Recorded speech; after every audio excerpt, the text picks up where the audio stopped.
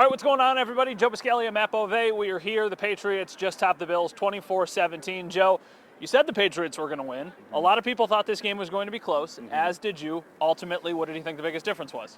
Well, the biggest difference was that Josh Allen didn't start playing until the final drive of the first half. I mean, what the Patriots were doing to him was effective. I mean, at one point, he almost had as many rushing yards as passing yards. Yeah. What do you have, 19? 19 to 18 before the big pass play to get him down there by the goal line. And even then, it was like, okay, well, what exactly are the Bills trying to do here? There was no real flow. Until the Bills got the ball back, they only had, I think, one more offensive play total than the Patriots' 17-play field goal drive. So the fact that the Patriots were outright dominating their offense for the first half, that's tough to overcome. But I will say, to their credit, and I know moral victories have no place here, and nor should they, because this was their best shot to beat a Tom Brady-led Patriots team late December in New England, and if they're going to be a real contender, they need to win this game. But the fact that they're still a little bit further away in their build, but they're still a good team, you can take some solace from that. I know it's not going to feel good for Bills fans, but by leaps and bounds, this was their best effort at Gillette against this type of team, and you know they just didn't have enough in the first half. That was the difference. That's kind of how I walked away from this game, and I totally understand that Bills fans will be upset, especially because it's New England. It's the opportunity. You finally had a chance to knock them off, but I left this game thinking, this team can beat the Texans. Yeah. I mean, I know the Texans are good too, but like defensively, the Bills did not play their best game. But offensively in the second half, they were pretty good. I really do think this was a close, fair game. I will say the Texans have a more explosive offense than the Patriots do, and that is somewhat of a concern.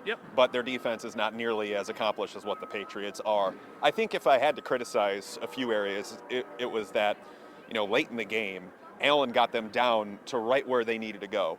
And then right when push came to shove and they had the 4 shots at the end zone, they got a little too conservative for my liking. The 1st and 8 sweep to the left where you bring Andre Roberts onto the field, and you know when he comes on the field, it's probably him blocking for some sort of run. There's only been a couple of examples.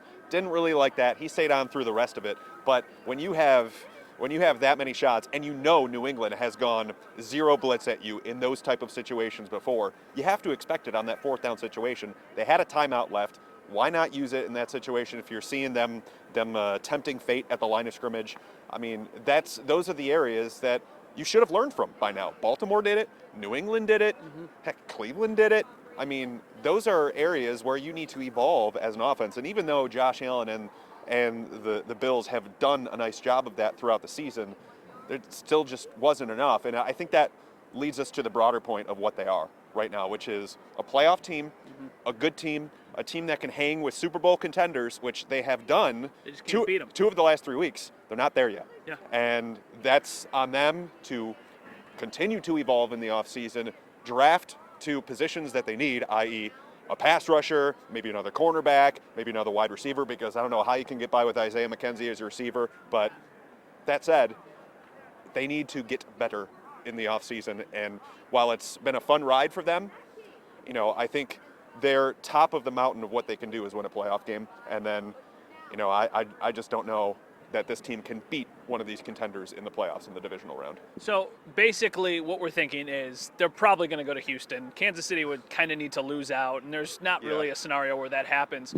We're getting ahead of ourselves. But next week, if you're the Bills, do you march out Matt Barkley and TJ Yeldon, or how do you approach that? What do you think the best way to do it is? There is no shot that I'm giving Devin Singletary 97% of snaps like he got today. No shot.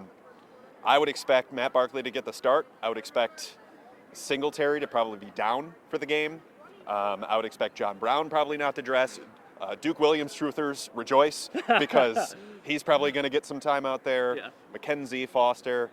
I mean, it would make absolutely 0 sense. That game means nothing to them in the grand scheme of things. And you know, there is a certain debate about whether or not you want to rest your starters and lose that edge. I think you rest them.